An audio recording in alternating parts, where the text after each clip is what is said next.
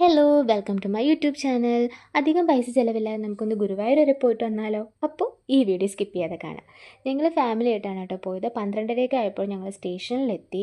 പക്ഷേ സ്റ്റേഷനിലെത്തി കുറച്ച് കഴിഞ്ഞപ്പോഴേക്കും നല്ല മഴ പെയ്തു. എന്തായാലും ഗുരുവായൂരപ്പൻ്റെ അനുഗ്രഹം കൊണ്ട് ട്രെയിൻ വരാറായപ്പോൾ ആ മഴയൊക്കെ തോർന്നു. കൃത്യസമയത്ത് തന്നെ ഞങ്ങളുടെ ട്രെയിനും വന്നു. ഞങ്ങൾ സ്ലീപ്പറാണ് കേട്ടോ ബുക്ക് ചെയ്തത്. രാവിലെ 7:40 ആയപ്പോൾ ഞങ്ങൾ ഗുരുവായൂർ സ്റ്റേഷനിലെത്തി.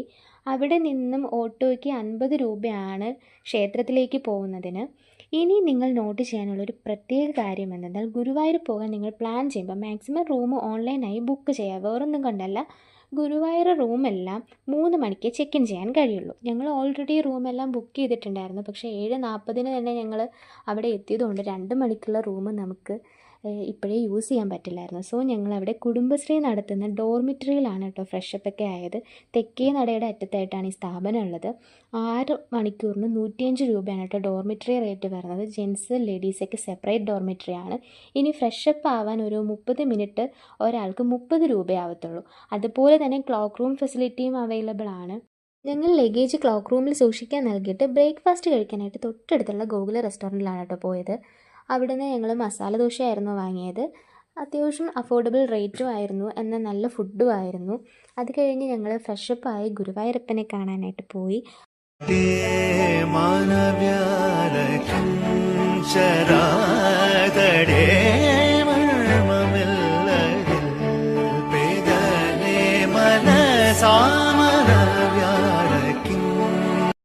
ഗുരുവായൂരപ്പനെ തൊഴുത് ഇറങ്ങിയതിന് ശേഷം ഞങ്ങൾ ഇനി പോകുന്നത് മമ്മിയൂർ ക്ഷേത്രത്തിലേക്കാണ് കേട്ടോ. ഗുരുവായൂർ വന്നിട്ട് മസ്റ്റ് വിസിറ്റ് ചെയ്യേണ്ട 2 ക്ഷേത്രങ്ങളാണ് മമ്മിയൂരും അതുപോലെ തന്നെ പാർത്ഥസാരഥി ക്ഷേത്രവും.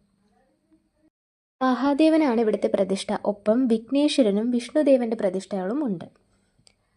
വളരെ ഭംഗിയുള്ളൊരു ക്ഷേത്രമാണ് കേട്ടോ. പക്ഷേ അവിടെ അറ്റകുറ്റപ്പണികൾ നടക്കുന്നതുകൊണ്ട് തന്നെ എനിക്ക് ആ ക്ഷേത്രത്തിൻ്റെ ഭംഗി ഈ വീഡിയോയിൽ അത്രയും തന്നെ ക്യാപ്ചർ ചെയ്യാൻ കഴിഞ്ഞിട്ടില്ല.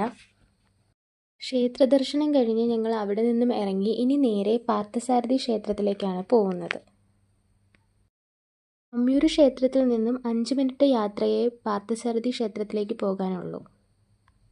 ശ്രീ നാരദ മുനിക്കും ആദിശങ്കരാചാര്യ സ്വാമികൾക്കും ഭഗവാൻ ശ്രീകൃഷ്ണൻ വിശ്വരൂപ ദർശനം നൽകി ശ്രീകൃഷ്ണ ഭഗവാന്റെ നിർദ്ദേശപ്രകാരം പ്രതിഷ്ഠിച്ചതാണ് ശ്രീ പാർത്ഥസാരഥി വിഗ്രഹം എന്നാണ് പറയപ്പെടുന്നത്. ഈ ക്ഷേത്രം ഗുരുവായൂർ ഏകാദശി ദിനത്തിൽ നടക്കുന്ന പ്രത്യേക ഘോഷയാത്രയ്ക്ക് പേരുകേട്ടതുമാണ്. അവിടെ നിന്ന് ഞങ്ങൾ പോയത് പുന്നത്തൂർ കോട്ട ആനക്കൊട്ടിലേക്കാണ്. ഇവിടെ എൻട്രി ഫീസ് ഉണ്ട്. കുട്ടികൾക്ക് 10 രൂപയും മുതിർന്നവർക്ക് 20 രൂപയുമാണ്. കൂടാതെ മൊബൈൽ ക്യാമറ ഫോട്ടോഗ്രാഫികൾക്കും പ്രത്യേകം ഫീസ് ഉണ്ട്. ഇവിടെ ധാരാളം മരങ്ങളുണ്ട് കേട്ടോ. അതുപോലെ തന്നെ ഓരോ ആനകളെയും സെപ്പറേറ്റ് ആയിട്ടാണ് നിർത്തിയിരിക്കുന്നത്. അവർക്കെല്ലാം ഓരോ പേരുകളും ഉണ്ട്.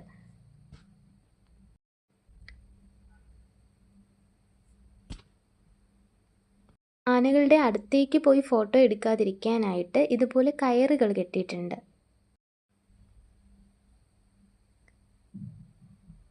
ഇവിടെ വലിയൊരു കുളം ഉണ്ട് കേട്ടോ. ഈ കുളത്തിൽ ആനകളെ കുളിപ്പിക്കാറുണ്ടെന്നാണ് ഞാൻ കേട്ടിട്ടുള്ളത്. അതുപോലെ തന്നെ നിറയെ മീനുകളുമുണ്ട്.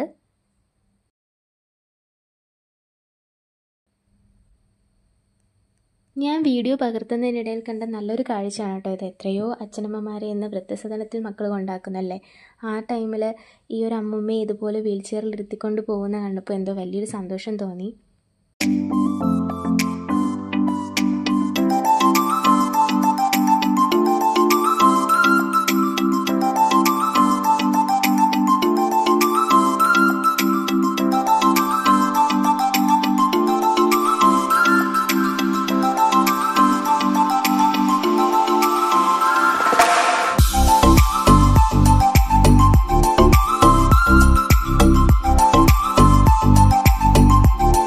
ആനക്കുട്ടിലൊക്കെ കണ്ടു കഴിഞ്ഞാൽ ഞങ്ങൾ നേരെ ഗുരുവായൂർ തന്നെയായിരുന്നു കേട്ടോ വന്നത്. മാധവ റെസ്റ്റോറൻറ്റിൽ നിന്നായിരുന്നു ഉച്ചയ്ക്ക് ഊണ് കഴിച്ചത്.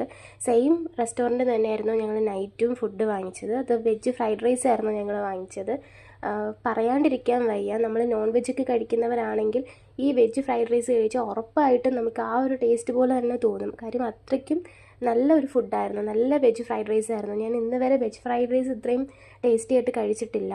സോ നിങ്ങൾ പോകുമ്പോൾ ഉറപ്പായിട്ടും ഈ റെസ്റ്റോറൻറ്റിൽ കയറി വെജ് ഫ്രൈഡ് റൈസ് കഴിക്കാൻ മറക്കരുത്.